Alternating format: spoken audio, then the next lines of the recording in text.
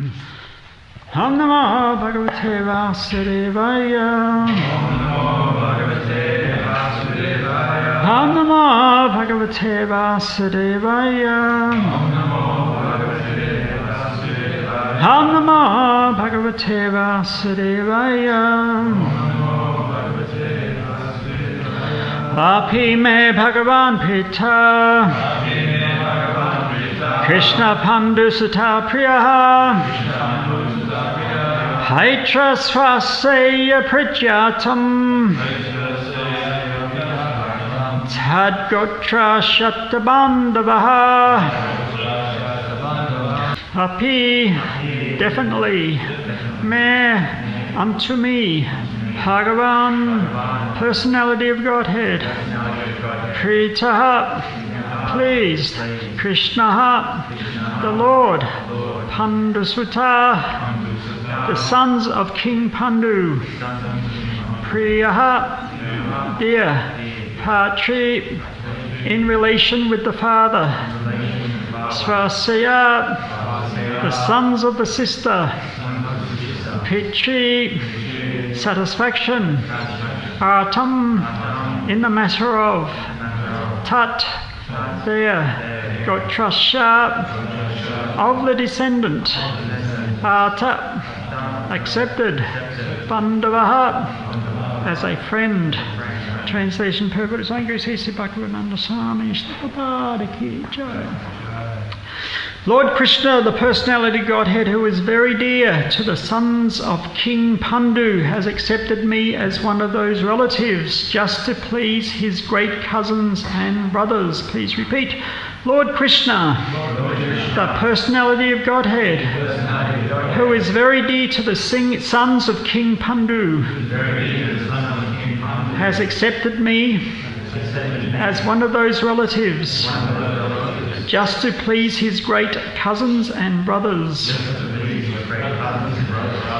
Purport. A pure and exclusive devotee of the Lord serves his family interests more dexterously than others who are attached to illusory family affairs. Generally, people are attached to family matters, and the whole economic impetus of human society is moving under the influence of family affection. Such deluded persons have no information that one can render better service to the family by becoming a devotee of the Lord. The Lord gives special protection to the family members and descendants of a devotee, even though such members are themselves non-devotees. Maharaj Prahlad was a great devotee of the Lord, but his father Hiranyakasipu was a great atheist and declared enemy of the Lord. But despite all this, Hiranyakasipu was awarded salvation due to his being the father of Maharaj Prahlad. The Lord is so kind that he gives all protection to the family members of his devotee, and thus the devotee has no need to bother about his family members, even if one leaves such family members aside to discharge devotional service. Maharaj Yudhisthira and his brothers were the sons of Kunti, the paternal aunt of Lord Krishna, and Maharaj Parikshit admitted the patronage of Lord Krishna because of his being the only grandson of the great Pandavas. Tasmai Shikave Namaha. So we have Maharaj Parikshit being cursed, 7 days left of his life, and we know that by divine arrangement Sukadev Goswami has come there to give proper instruction to Maharaj Parikshit.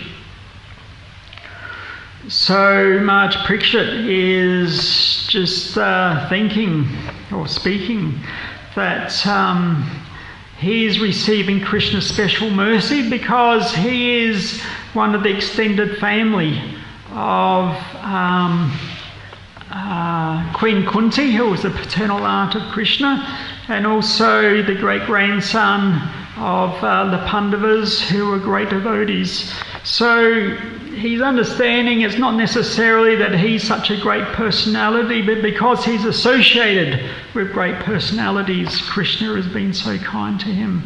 So Prabhupada expands this in the purport, that if one becomes a devotee of the Lord, automatically all the family members benefit. So Prabhupada mentions that generally, like materially speaking, that people are attached to family matters, and the whole economic impetus of human society is moving under the influence of family affection. So this is a fact. I mean, materially speaking, that one without any higher spiritual understanding, family is everything. I mean, it's not that we, even as devotees, that we're callous and neglect the family, but we understand that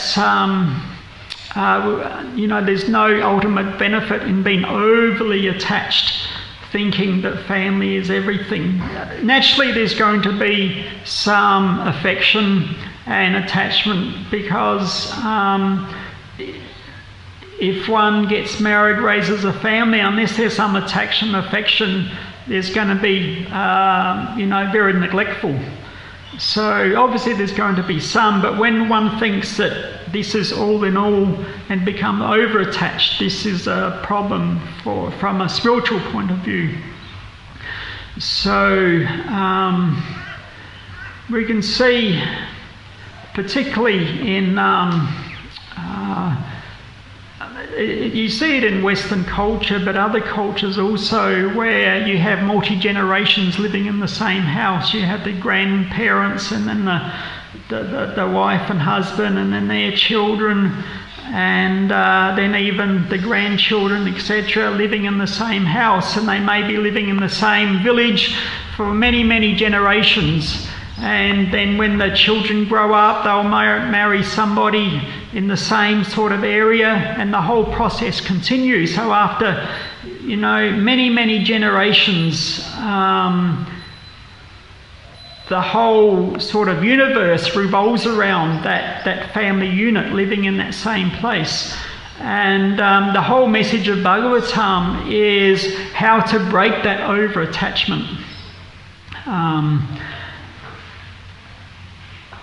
But we can understand how it's so difficult to do, because even if perhaps you're unemployed, but some of the other members of the family are employed, so they're bringing in some money, and whenever cooking is going on, they're going to cook something for you as well, and you're living in the same house, so there's naturally some material security there. And somebody who, perhaps children who have lost their parents, they become orphans, like the whole world has collapsed. Perhaps they might be taken in by somebody else, or end up being institutionalised in orphanages, or due to one reason or other somebody becomes homeless. That whole security system is lost, and it's understood that somebody is homeless, their life expectancy is much shorter than somebody who has the security of home and family. So it's very easy to understand how one becomes very attached to and sees that the family unit living in the house with the extended family is definitely a source of security in so many different ways. But we see, particularly in the Western culture, that attachment to family unit isn't so strong. Perhaps it's a little bit different now due to economic concerns. Children are living at home with the parents a bit longer, but previously, as soon as they could leave, 16, 17, as soon as they left school, they're gone. Bye mum, bye dad, see you later. And, staying, they get their own place with friends, or they go travelling around the world, and, it's like that family unit isn't, that source of security or as a stabilising unit just isn't as strong. But what the problem is, with Western culture, like particularly for young people, it's not the attachment to the family unit, it's the attachment to sense gratification. Of course, that's all around the world, but particularly, when we see when Prabhupada came to the West, in the 60s, there's a whole hippie counterculture, and, they were giving up their families and the established sort of,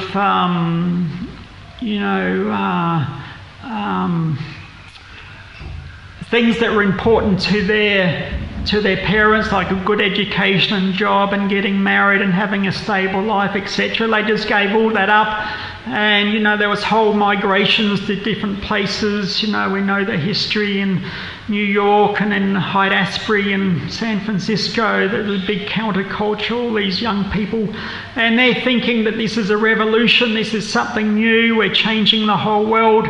But one thing they weren't giving up is their sense gratification. When Prabhupada said, it was a positive, they were giving up that material attachment of their culture, but they were still very attached. There was drugs and alcohol and etc., the whole hippie sort of lifestyle. So he said they were sort of a little bit in limbo, that they were giving up one thing, but they weren't, that was a positive, but they weren't taking shelter of something else, something higher. Generally you can only give up something if you've got something higher to go to. So they were giving up their parents' values, but they weren't really grasping anything higher. So we see that after a few years, that sort of, big hippie, that sort of intense sort of hippie culture sort of died out a little bit. But nevertheless, that was there, like Srila Prabhupada, he took advantage of that so people were looking for something higher, something different. So for some fortunate souls, they were able to meet Prabhupada and take up Krishna consciousness. But nevertheless, the message of Bhagavatam is that we shouldn't be overly attached to our material facilities, because sooner or later we're going to be forced out of that situation, or our family members are going to be taken away from us. So whilst naturally there's going to be some affection and attachment from a spiritual point of view, we need to see the bigger picture. So Prabhupada is mentioning that the economic impetus of human society is moving under the influence of family affection. But Maharaj Parikshit, when he received knowledge of the curse in 7 days, he immediately just gave up everything. Being a pure devotee of Krishna, he could see the bigger picture, that okay, even if it's not now, sooner or later, everything is going to be taken away from me. So therefore he was asking, what is the duty of a person who is about to die? So therefore he was inquiring on something higher. Not that how can I squeeze the most material enjoyment out in the next 7 days, but what is my higher duty as a spirit soul, as a devotee of Krishna? What is my responsibility?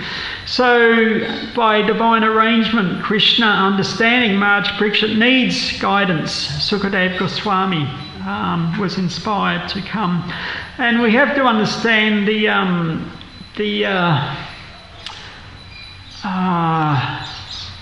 I guess you can say importance, or it's another word, it's not coming to me. Significance, that's it. It's the significance of this, because so many things have been achieved in this way. Krishna is understood, he achieved so many things at once.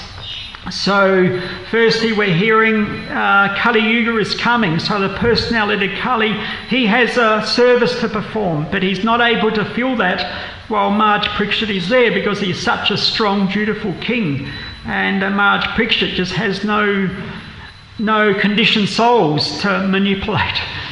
So therefore Maharaj Parikshit has to be taken out of the picture for personality Kali to perform his nefarious activities.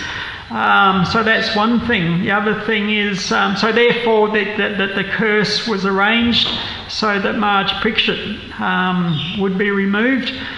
But also Sukadeva Goswami was inspired to come there to speak Srimad Bhagavatam.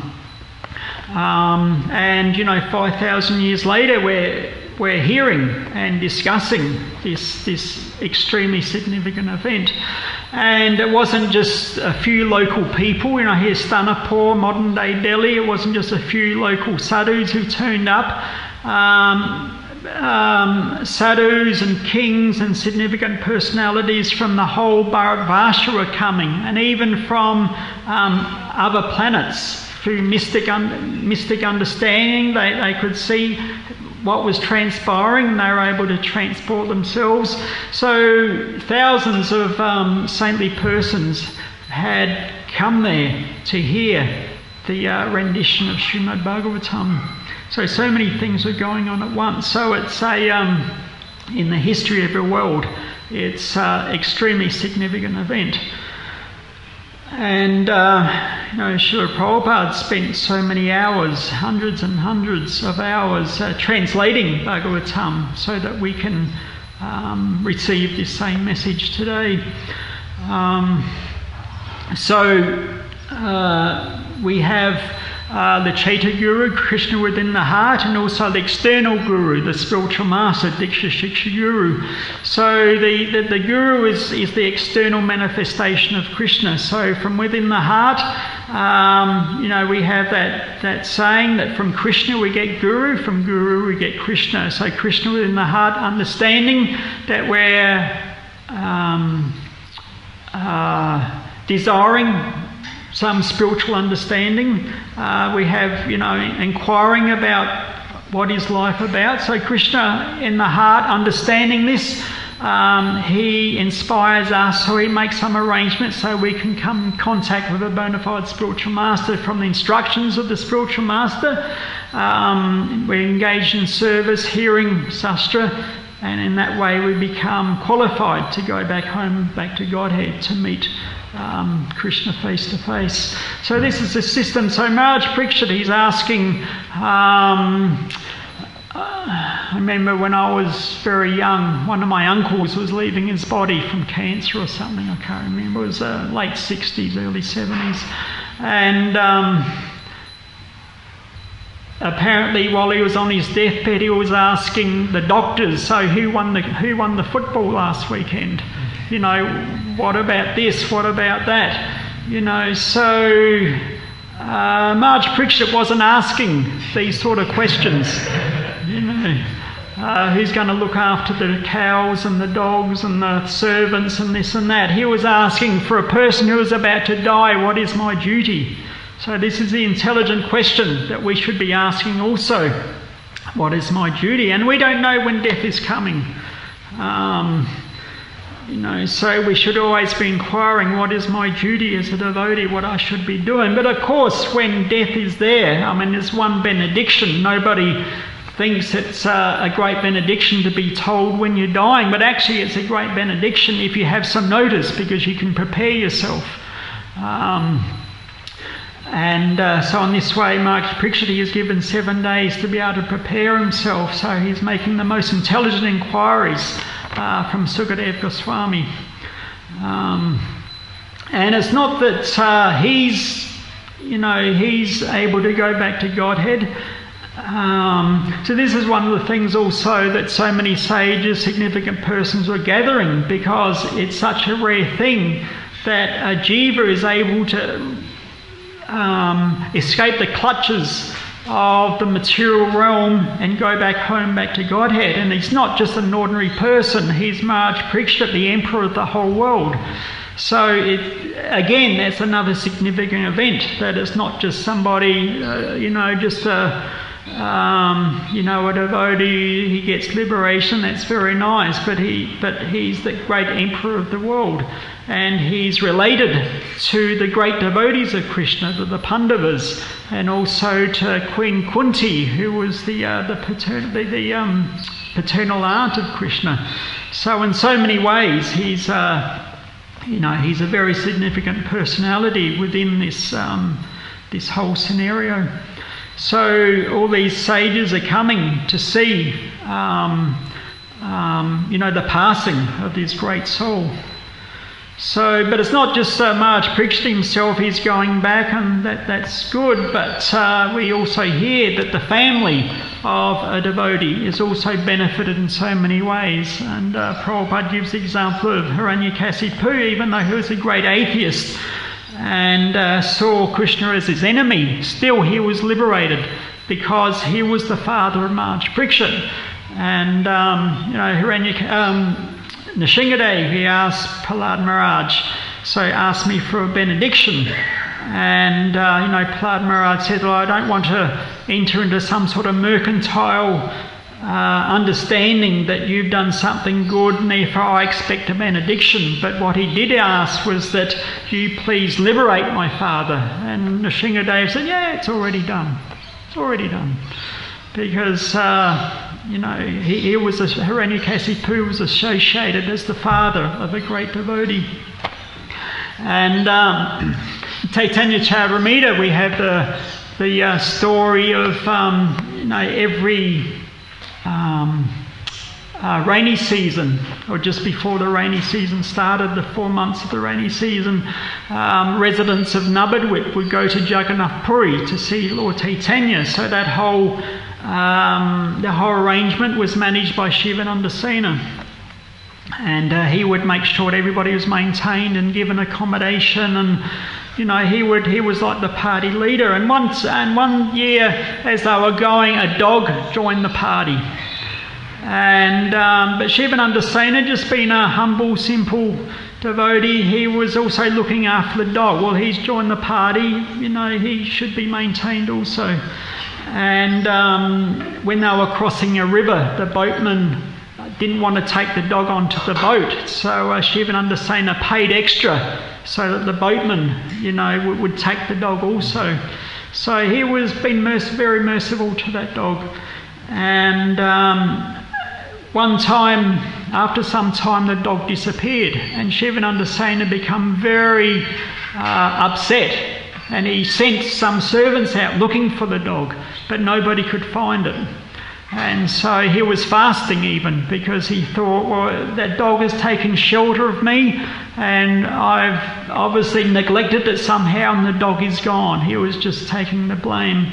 So after a few days, they got to Jagannath Puri and went to take darshan Lord Chaitanya, and Shivananda Sena saw the dog, that same dog there, and Lord Chaitanya was throwing some of his remnants, coconut pulp, to the dog, like that. Then after a few days, the dog was no longer seen, and it was understood that that dog was delivered, went back to the spiritual world. So the understanding is that it's not that Lord Chaitanya, he just, chose any random dog. Here, have some of my remnants. But because that particular dog had received the special mercy of a great devotee, Shivananda Sena.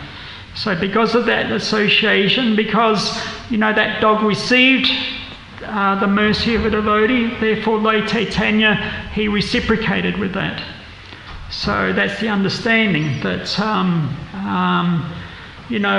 for some of us, we become devotees and perhaps our family members, parents aren't so happy, but they're going to get great benefit.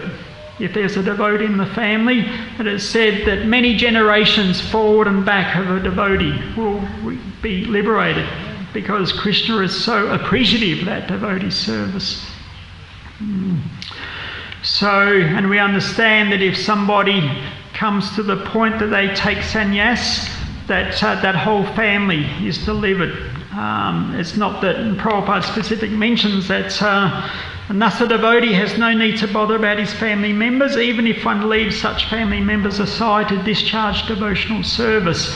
So it's not that we should be irresponsible, particularly in the early days. There was perhaps a little bit of artificial renunciation. Everybody wanted to take sannyas, and they would just give up the family, but after some time they weren't able to maintain that, and they sort of had to step down from sannyas, and their original wife and family come to hear that now they're married with a family somewhere else, like that. So that did go on sometimes. That renunciation has to be, it can't be artificial. It's through proper introspection and taking good advice from Guru and other devotees. If one wants to go to the next order of life, that's very good. It shows that one is enthusiastic, but it shouldn't be done artificially. So, and we see that actually, in the early days of ISKCON, with this mood of renunciation, grihastas were sort of looked down upon, and there was a whole politics going on that brahmachari sannyas, that was the superior ashram, and grihastas were in Maya, etc. But if you have a look, most of Lord Chaitanya's associates were grihastas. There was only a couple of brahmacharis, Nishimananda brahmachari, one or two others, but most were grihastas. So, it's not the colour of the cloth or the ashram, it's what's in the heart is important. And, some sannyasis may struggle with that ashram and have to, sort of have to step down, whereas some grihastas become very renounced and do so much service. And Prabhupada, he wasn't really looking at, what ashram. He would ask sannyasis to stay here and manage the temple, and he was sending grihasta devotees out to open centres. So he just saw where the person is qualified, that's the service for him.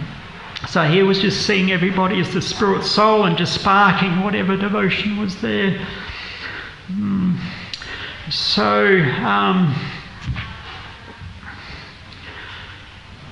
So the main message we can get from this particular verse is that if one is associated with a devotee, then automatically one will receive the unlimited benefit of Krishna. So Maharaj Parikshit, he's just thinking that that I myself has been accepted as one of those relatives just to please Krishna's great cousins and brothers, because the Pandavas and other family such as Queen Kunti, etc., were great devotees. He's thinking because he's within that family, the grandson, etc., of that family, therefore Krishna has been very pleased to me also. And therefore he's thinking, even though it's unworthy, he's receiving so much, such a significant event where revolving around him, that somehow or other this whole arrangement has been made, cursed, to die within 7 days.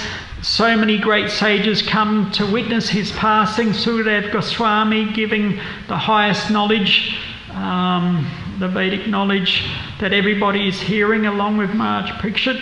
And so this is the whole arrangement that Krishna is making. Okay, questions or comments? Yes, sir. It's a microphone.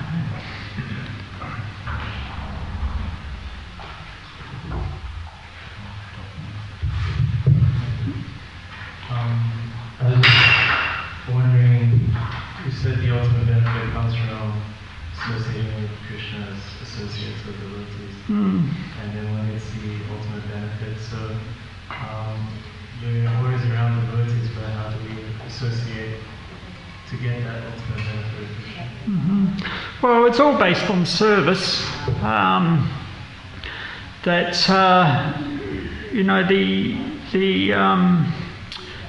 We hear Jiveras Rupai Krishnara Nichadas, that we're eternal constitutional position as a servant. So naturally, becoming devotees, we understand that. So service is always the central point of our life. So whether we're serving the deities or we're serving other devotees, that service has to be there, but it needs to be in the proper mentality. That we shouldn't be thinking that I'm doing so much service, is anybody watching me? I'm coming to Mangaladi, did anybody notice? So it has to be in a humble mood that we need to avoid any ulterior motive that's going to be there. Of course, in the beginning, karma, misra, bhakti, it's always going to be a bit mixed, that we're doing this because we're getting enjoyment as well. That's natural. But as things go on, that mood of selfish enjoyment dissipates, and the more that sincerely desiring to please the devotees and pleasing Krishna is going to be there. And the fruit of that is devotees are generally pleased with your service. It means Krishna is pleased. So that's the thermometer. We could be engaged in so many ways, but we're sort of getting indications that maybe we should adjust our mentality in different ways. So we're thinking, well, Krishna is speaking through these devotees. When we need to understand that. But if everybody is pleased with our service, it means Krishna is pleased. So therefore, what we're doing is in the right mentality. So humble service is, the central point of Vaishnava etiquette. That even the most, even Prabhupada, who was obviously, he was the founder of Charya. He would, just out of etiquette, he would ask permission from his disciples. Say, so we'd like to do that, is that all right? So we shouldn't, he's not saying, well, I'm going to do this sort of, mentality. He's saying, so I would like to do, is that all right? And even, Lord Chaitanya, he would ask blessings from his followers. So I would like to go on pilgrimage, I'd like to do this, please give me your blessing. So it was always in that humble mentality. So if we're always in that humble mood, associating with devotees, then everything's, that's everything is going to run very smoothly and harmoniously. It's only when we allow our ego to come out a little bit that even though we may be with the devotees, perhaps we're treading on people's toes, so to speak. So we should always be open to some sort of indication from Krishna that if we're getting some well-wisher advice from different devotees, we should be thinking this is coming from Guru and Krishna, and we should pay attention. Yeah, okay. Yes, KK.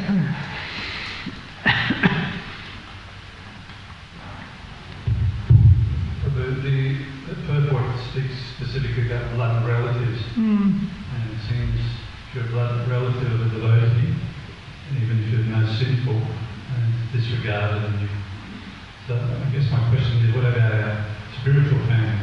We're part of the spiritual family, which you could say is more important than our blood relatives. From the spiritual point of view, does it work the same? Or it seems like if you're in the spiritual family, you've got to roll up the sleeves and do the jagir and make sure you've got to self-qualify yourself, so to speak. It seems if you're a blood relative, you just have to be a blood relative and you get all the perks.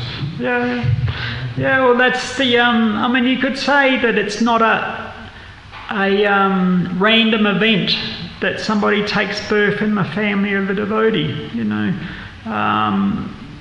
somehow or other. But, you can also say it's causeless mercy, that somehow or other, my son or brother or sister or whatever become a devotee. And nobody expected that, or it's out of character, whatever. But somehow or other, a devotee, that's just the good fortune of the family members. That regardless what they do, they're going to benefit as a result. So, or you can really say it's just Krishna's causeless mercy. Somehow or other, there may be some punya, some piety there that they got that benediction.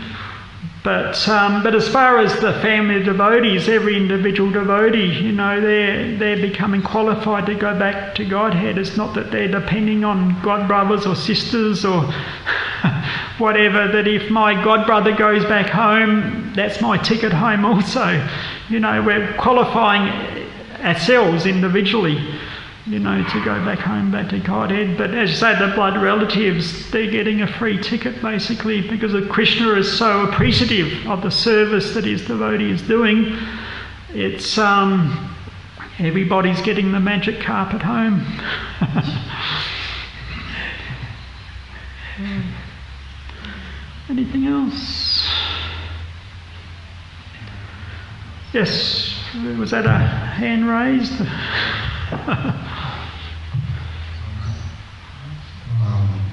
might be like a bit of a morose question, so please forgive me, but I would probably say that actions to please oneself, please his own sense gratification is lust, whereas actions performed for pleasing Krishna is love. Right? At the same time, Krishna is not around, so he's already self-satisfied. So actually, he doesn't really need our love. The rendering of devotional service is for our own benefit. So in that sense, is it really love, or is it just we're doing it for our own? We're doing it for ourselves, for our own benefit. So my question is whether it really is such a thing as selfless love or selfless, good actions. Well, it's said in Prabhupada says in the material world, the highest example of selfless love is the love of a mother for the child. But it is slightly tainted in the sense that the mother shows that love because it gives her enjoyment. But higher level is Radharani and the gopis, that even if they suffer as a result, as long as Krishna is pleased, so that's the example we can use. And that's why they're put on such a high pedestal, because they're willing to give up all their social customs, their husband, their family. They're been rebuked from society by going to the forest and dancing with somebody other than the husband, and they're willing to give that up because it's pleasing to Krishna. They're not thinking that I'm going there because I'll be happy. It's only to please Krishna. So that's the example that we're following ourselves. So as I said, this Kama Misra Bhakti is going to be there right up until the last stages. We're doing it, we want to please Krishna, and Krishna asks for our love. It's not that, we're offering it, but he doesn't really need it. He doesn't need it, but that's what he asks for, because that's what pleases him. Because he wants to jivas, all his, jivas back home, back to Godhead. And that's the process he's given us, to render service with love. So, in the beginning, definitely we're doing it because we get enjoyment. But as we become more advanced, the focus goes more on we're enjoying to Krishna's enjoying,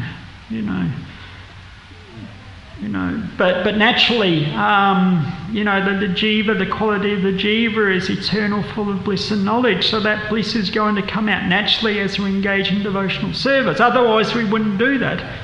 What would be the impetus?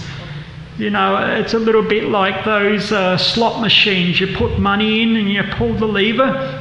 If you knew that it doesn't matter how much money you put in, you'll never ever win anything, where's the incentive to do it? So therefore those machines, every 10 pulls, you get a couple of coins, and it just sort of, it's like Maya, just dragging you on, just giving a tiny little taste. Yeah, the next time it'll be better.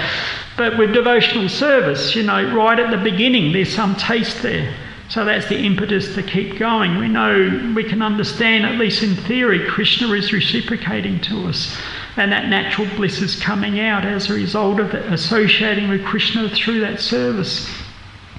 So it sort of works both ways. We get some happiness, spiritual happiness as a result, and Krishna is pleased because we're doing it with love. So both are definitely there. And yes, Krishna is at Marama, but what he wants, not that he needs, but what he wants is our love. And that pleases him so much. He is so happy when he sees his wayward jivas coming closer to him. Because it's not that he sent us here. We're the ones who wanted to come here. We weren't kicked out. We said, directly or indirectly, we want to enjoy separately. So when the parents see the children go off, and getting, doing all sorts of nonsense or what to do, but when they come back, the parents are so happy. You know, you got the biblical story of the prodigal son. The son went off and spent all the money, the rich man's money, but when he come back, the father just, you know, ignored all that. He was just so happy to see the son again. You know, so that's the understanding that we're serving, we're trying to develop that love, and because what we're doing, there's a propensity of love there, mentality of love. Krishna is very pleased. Hope that helps. Thanks. Any last question? Okay, thank you very much. Srimad Bhagavatam, Ki Jai, Srimad Bhagavatam, Ki Jai.